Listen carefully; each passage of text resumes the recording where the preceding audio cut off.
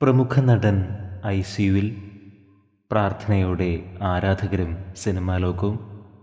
Brain stroke സംഭവിച്ചതിനെ തുടർന്നാണ് പ്രശസ്ത ഹിന്ദി നടൻ ടിക്കു തൽസാനിയെ ആശുപത്രിയിൽ പ്രവേശിപ്പിച്ചത്.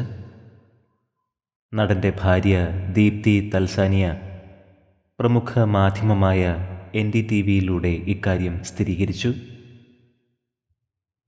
മുംബൈയിലെ കോകിലാബെൻ ധീരുഭായ് അംബാനി ആശുപത്രിയിലാണ് ചികിത്സ പുരോഗമിക്കുന്നത് എന്നും ഇവർ വ്യക്തമാക്കി. ആമീർ ഖാൻ നായകനായ രാജ ഹിന്ദുസ്ഥാനി എന്ന സിനിമയിലുൾപ്പെടെ നിരവധി ചിത്രങ്ങളിൽ മികച്ച വേഷങ്ങൾ അവതരിപ്പിച്ച നടനാണ് ടിക്കു തൽസാനിയ. നടന് 70 വയസ്സാണ്. പ്രിയ നടൻ വേഗം സുഖം പ്രാപിക്കുന്നതിന് വേണ്ടിയുള്ള പ്രാർത്ഥനയിലാണ് ആരാധകരും സിനിമാ ലോകവും.